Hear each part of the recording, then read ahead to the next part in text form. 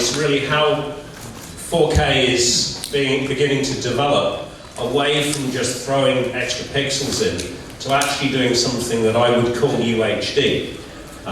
And that is about how you actually offer a completely different video experience than just throwing more pixels at it, and about being something that is completely different from just conventional HD.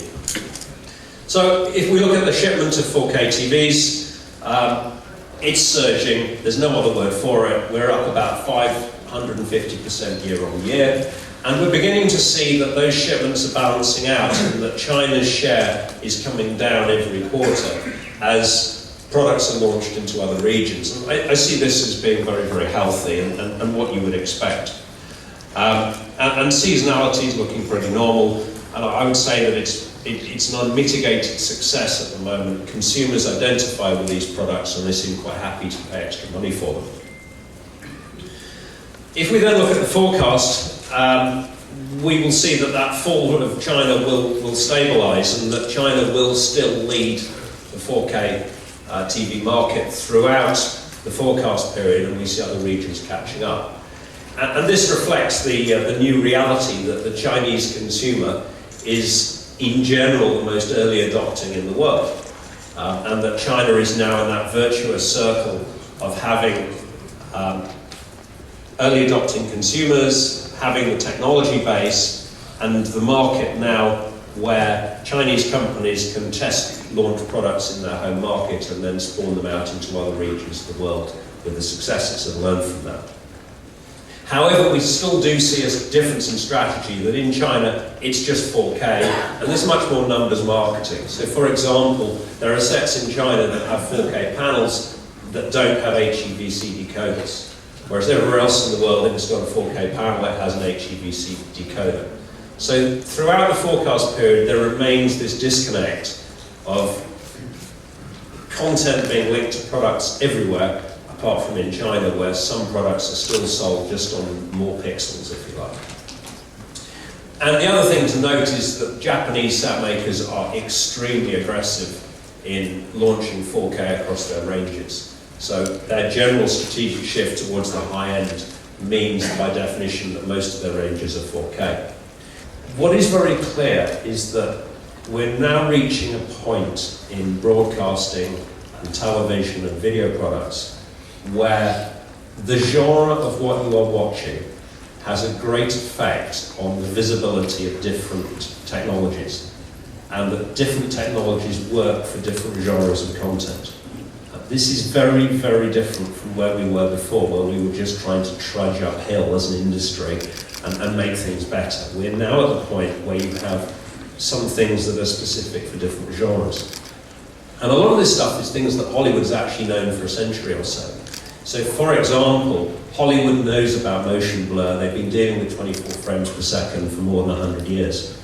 And they shoot action sequences with very short depths of field to take away the blur background and just defocus it. And it allows you as a creative to then guide the viewer onto the action, because that's the only bit that's sharp. Okay, so for example, think of Mission Impossible and something like that. You've got an amazing action sequence, but your eye is drawn to the critical moment because it's the sharp bit.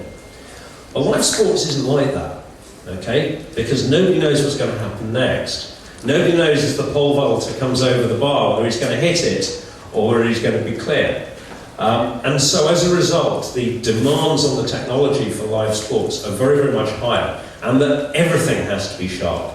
You want to see, when you're watching a game like football, where all the other players are and what directions they're running in, so you can anticipate what's going to happen next. You want that sense of presence of everybody in the stadium being sharp. So this is very, very, very different to Hollywood. And as a result, I think this explains a lot of the reasons why broadcasters have seemingly been slow, in that their technical problems are far, far worse than Hollywood, who can creatively shoot around them. And indeed, that also comes to things like Netflix delivering movies, where they actually have a lot less data because a lot of things are deliberately blurred, or they can creatively work on it, and they can compress multiple passes rather than have to compress in real time. So broadcasters have some nasty problems to solve. And one of the biggest ones is just the huge amounts of data, because you've got numerous camera feeds and you have to move this data in real time. However, one of the things they do know is that UHD you can process and handle with outside broadcast simultaneously with HD, so it's not like 3D. What we'll also note is that, of course, lots of people claim they're watching 4K movies. And I was talking to Jürgen Boyne last night, who explained that he has 6 people in his household, all of whom have tablets, smartphones, PCs and connected TVs, and that there are no bits left for Dad at the end of it. And so it's always rather disappointing. And I think this is the reality, that you can click the 4K button, but bandwidth restrictions and contention from other people in the household actually mean that you're probably not watching it most of the time. The other point I'd like to make on all this is about UHD and smartphones. And this is our forecast for smartphone displays. This is shipments. This is not cumulative. This is just each year. And what you notice is that, first of all, we hit the 2 billion mark last year in smartphone displays. By 2021, we'll be at 2.5 billion displays a year.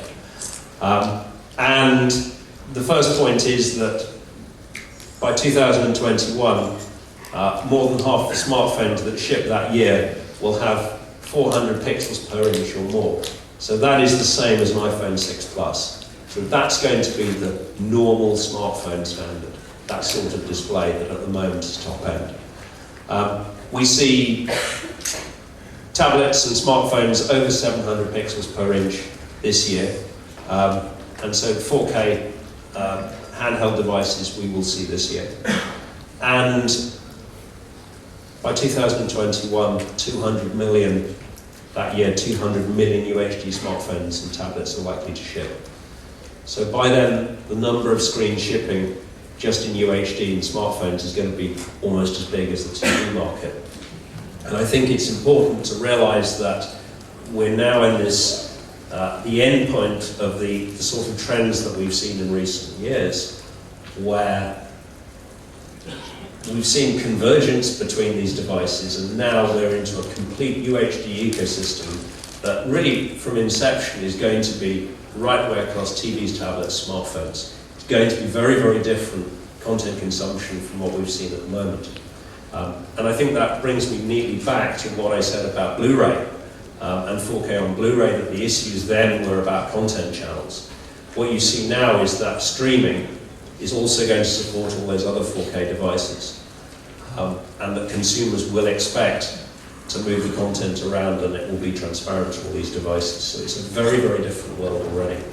But UHD in smartphones is going to be as big as UHD in TV. And what is really interesting and nice for broadcasters is that all these things they're doing in terms of enhancements on deep colour, high dynamic range, they work just as well in smartphones.